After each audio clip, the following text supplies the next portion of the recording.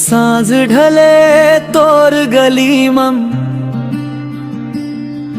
मोर पगली नजर ठहर जाते।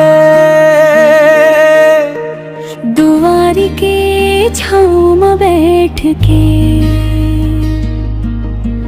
तोर कदम के राह निहाथे। मन माने नहीं चुप हो बे नहीं तोर नामे जिहा धड़ जाते।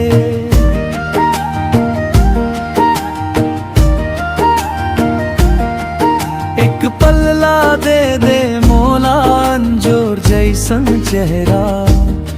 दूर खड़े हंस फेर लागे जैसे पासे के बसेरा। मन मोर तरसे तोर एक झलक पाए बर। तोर एक झलक पाए बर।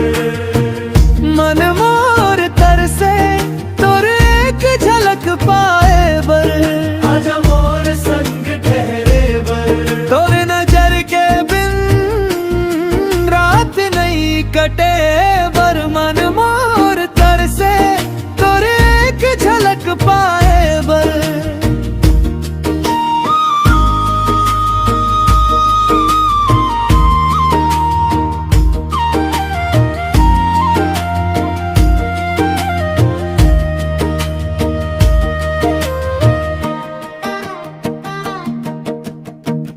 गजरा आंसुआ पोंछत तोर सुरता संग में हासी।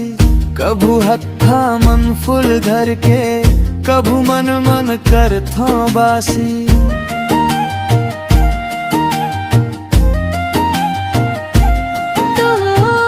तोर बिना ये गाँव के रास्ता सुना लागे खाली लागे।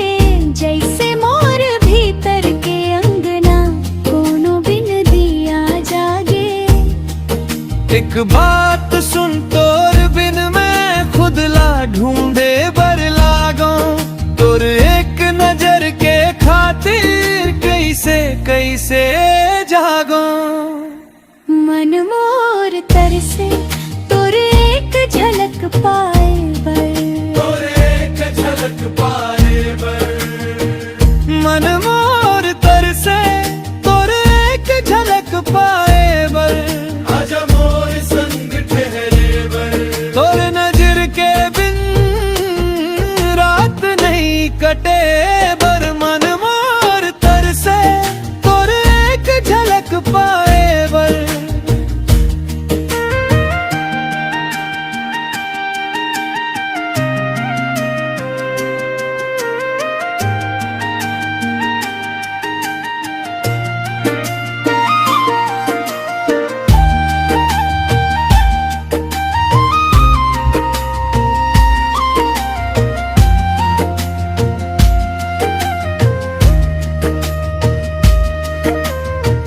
जेन दिन तू हंस के देखबे मोर मन के फूल खिल जाही।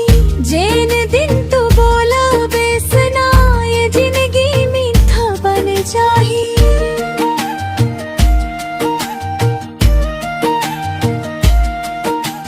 मोर आरती मोर दुआ तोर पगली चाल पाट के। एक झलक मम पूरा जग मोर छाती के भीतर बस जाके।